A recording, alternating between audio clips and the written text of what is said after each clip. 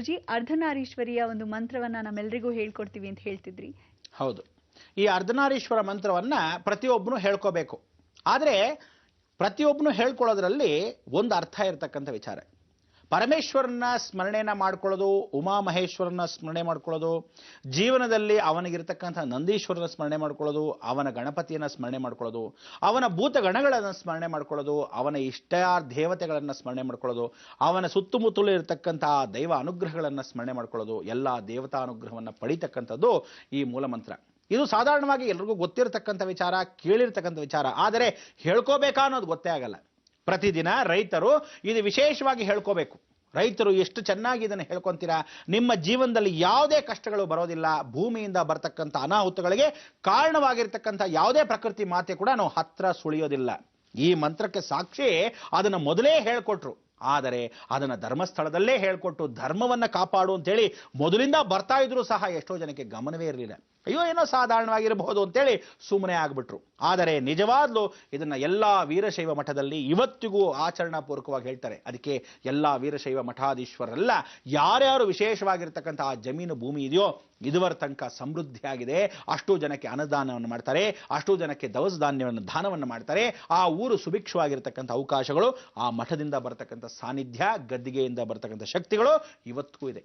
ಅದಕ್ಕೆ ಬಸವಣ್ಣ ಅವರು ಹೇಳಿದ್ದ ವಿಚಾರಗಳನ್ನ ಎಷ್ಟೋ ವಾಕ್ಯಗಳ ಮುಖಾಂತರ ಹೇಳಿದ್ರು ಈ ಮೂಲ ಮಂತ್ರವನ್ನ ಹೇಳ್ತಾ ಇದ್ರು. ಈ ಮಂತ್ರ ಉಚ್ಚಾರಣೆಯನ್ನ ಪರಿಪೂರ್ಣವಾಗಿ ಮಾಡ್ಕೋಬಹುದು, ಸಾಧಾರಣವಾಗಿ ಸಣ್ಣ ಪುಟ್ಟ ಮಂತ್ರವೇ. ಆದರೆ ಮೂಲ ಮಂತ್ರ ಅಂತ ಒಂದಿದೆ. ಆ ಮೂಲ ಮಂತ್ರ ಜೊತೆ ಕೊಡ್ತೀನಿ. ಕೊಡಕ್ಕೆ ಮೊದಲು ಇದನ್ನ ನೀವು ಸ್ಮರಣೆಯನ್ನ ಮಾಡ್ಕೋಬೇಕು. ಹೇಗೆ ಹೇಳ್ತೀನಿ ಕೇಳಿ. ವಂದೇ ಶಂಭುಮಾಪತಿಂ ಸುರಗುರುಂ ವಂದೇ ಜಗತ್ಕಾರಣಂ ವಂದೇ ಪನ್ನಗಭೂಷಣಂ ಮೃಗಧರಂ ವಂದೇ ಪಶೂನಾಂ ಪತಿಂ ವಂದೇ ಸೂರ್ಯ ಶಶಾಂಕ ವಂದಿನಯನಂ ವಂದೇ ಮುಕುಂದ ಪ್ರಿಯಂ ವಂದೇ ಭಕ್ತ ಜನಾಶ್ರಯಂಚ ವರದಂ ವಂದೇ ಶಿವಂ ಶಂಕರಂ. ಲೋಕಶಂಕರನಾಗಿರ್ತಕ್ಕಂಥ ಪರಮೇಶ್ವರನ ನೆನೆಸ್ಕೊಂಡು ಈ ಭೂತಗಣಗಳೇ ಸ್ವತಃ ಹೇಳಿರೋದ್ರಿಂದ, ಭೂತಗಳು ಅಂದ್ರೆ ನಮ್ಮ ಭೂತ ಭವಿಷ್ಯ ವರ್ತಮಾನಗಳು. ಈ ಭೂತ ಭವಿಷ್ಯ ವರ್ತಮಾನಗಳಲ್ಲಿರ್ತಕ್ಕಂಥ ರಾಕ್ಷಸ ಜನ್ಮ, ನಮ್ಮಲ್ಲಿರ್ತಕ್ಕಂಥ ಅಡಗಿರ್ತಕ್ಕಂಥ ಭೂತಗಣಗಳು, ನಮ್ಮ ಸುತ್ತಮುತ್ತಲೂ ಕಣ್ಣಿಗೆ ಕಾಣದೇ ಇರತಕ್ಕಂಥ ಭೂತಗಣಗಳು, ಯಾರು ಇದನ್ನು ಸ್ಮರಣೆ ಮಾಡ್ತಾರೋ ಅಸ್ತು ಅಸ್ತು ಅಂತ ಹೇಳಿ ಆ ಭೂಮಿಯಲ್ಲಿ ಸೇರಿ ಅವರೇ ಸ್ವತಃ ದವಸ ಧಾನ್ಯಗಳನ್ನ, ಫಸಲನ್ನ, ರಕ್ಷಣೆಯನ್ನ ಮಾಡ್ತಾರೆ. ಇದು ಸತ್ಯ. ಅದನ್ನು ಅನುಭವಿಸಿರ್ತಕ್ಕಂಥವ್ರು ಯಾರು? ಅಕ್ಕ ಮಹಾದೇವಿಯವರು, ವಿಶೇಷವಾಗಿ ಬಸವಣ್ಣವರು. ಅವರ ಭೂಮಿಯಲ್ಲಿ ಹೇಳ್ತಕ್ಕಂಥ ಮಂತ್ರವನ್ನ ಇದನ್ನು ಹೇಳಿ ಸ್ಮರಣೆಯನ್ನ ಮಾಡಿಕೊಂಡ್ರು ಆ ರೈತವಾಪಿ ವರ್ಗದಿಂದ.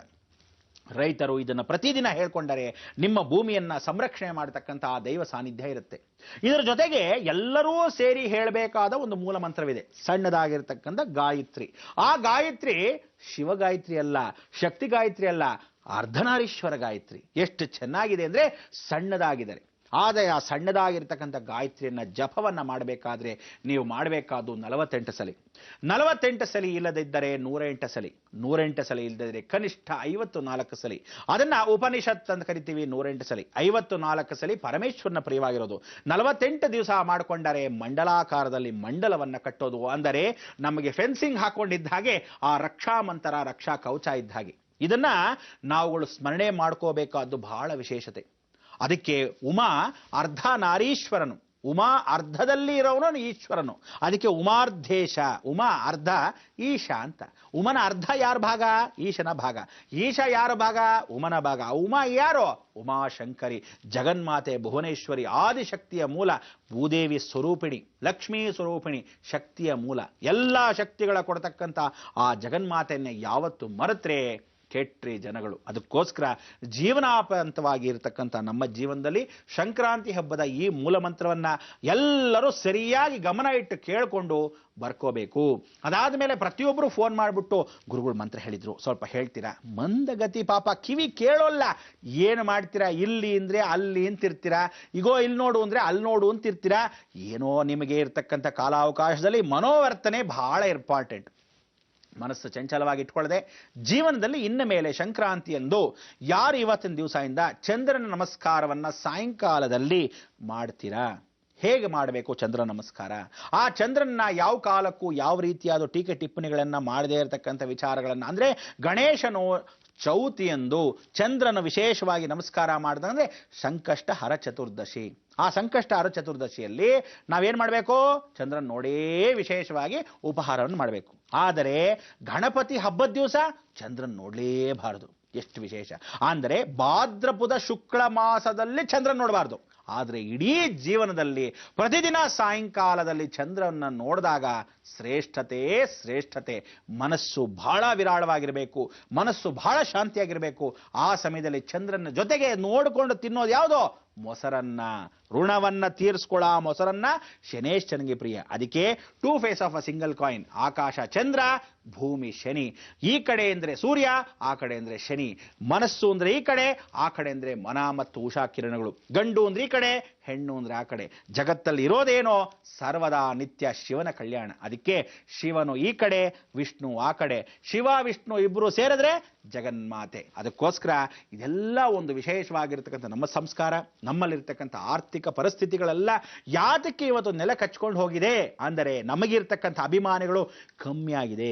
ಅಭಿಮಾನ ಯಾರ ಮೇಲೆ ಇರಬೇಕು? ನಮ್ಮ ಭೂಮಿ ಮೇಲೆ, ನಮ್ಮ ನಾಡ ಮೇಲೆ, ನಮ್ಮಲ್ಲಿರ್ತಕ್ಕಂಥ ಆರ್ಥಿಕ ಸಂಸ್ಕಾರಗಳ ಮೇಲೆ, ನಮ್ಮ ರಾಜ್ಯದಲ್ಲಿರ್ತಕ್ಕಂಥ ಆಚರಣೆಗಳ ಮೇಲೆ, ನಮ್ಮ ಹಿರಿಯರು ಹೇಳ್ಕೊಟ್ಟಿರ್ತಕ್ಕಂಥ ವಾಕ್ಯದ ಮೇಲೆ, ನಾವೆಲ್ಲ ಒಂದು ಬಂಧು ಮಿತ್ರರಾಗಿರ್ತಕ್ಕಂಥ ನಮ್ಮ ಕುಟುಂಬದ ಮೇಲೆ ಇರತಕ್ಕಂಥ ಒಂದು ಅಭಿಮಾನ ಹೆಚ್ಚಾಗಬೇಕು. ಇನ್ನು ಮೇಲೆ ಒಗ್ಗಟ್ಟಾಗಿದ್ದು ಎಲ್ಲರೂ ಆ ಭೂಮಿಯನ್ನ ಸಂರಕ್ಷಣೆ ಮಾಡಿಕೊಂಡು ನಾವೊಂದು ಭೂಮಿಯನ್ನು ನೋಡ್ಕೊಂತಾನೆ, ಇವೊಂದು ಭೂಮಿಯನ್ನು ನೋಡ್ಕೊಂತಾನೆ, ಮಾರ್ ಬಿಸಾಕ್ಬಿಟ್ಟು ಹೆಂಗೋ ಇರೋಣ ಅಂತ ಹೇಳಿದ್ರೆ ಪ್ರಯೋಜನ ಏನು?